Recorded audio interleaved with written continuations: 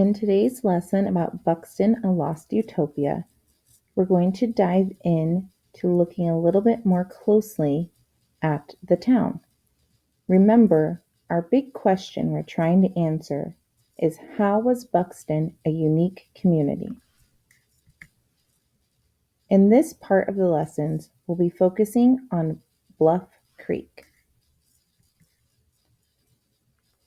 This atlas and plat map book of Monroe County, Iowa in 1919 was compiled and published by George A. Ogle and Company, publishers and engravers, and funded by the federal government.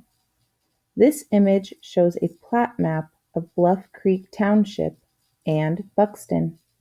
It shows how the township was divided into sections and the owners of the various land parcels. You have this map in your student materials.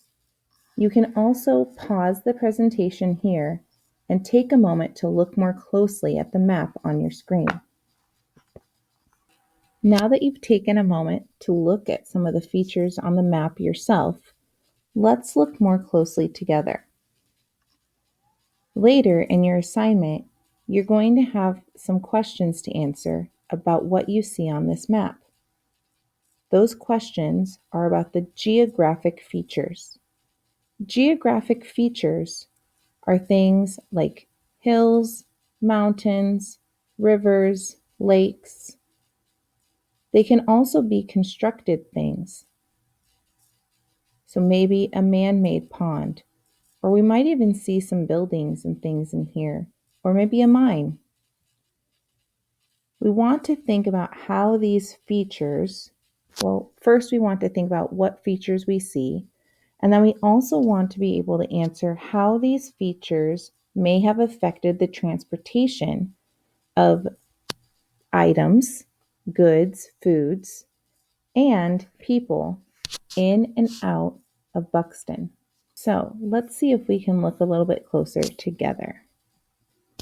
You'll notice there are many lines coming through the map. When you look closely, what do you think those different lines are? If you guess that maybe these are creeks or rivers, things like that, you would be correct. These lines show on the map where the sources of water are.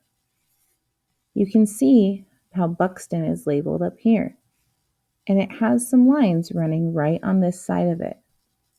Why would it be important for people to live near water at that time? Remember, this is a time in the past where people didn't have sinks in their homes where they could just turn the water on. I think it might have been important for them to have a source of water nearby. We can also see some different markings here. Could this be a railroad track? Why would a town want to be near railroads? Would that help the transportation of goods and people in and out of town? Here we see the Consolidated Coal Company is labeled on the map. We've talked about how coal was a big industry in Buxton.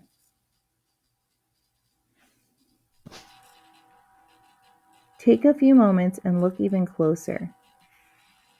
Look at all of these names. As I said in the beginning, these are the owners of all of the different land parcels. So it looks like James Baird owned this area, but John Bain owned this area. Do you think this is maybe where these people lived or had businesses?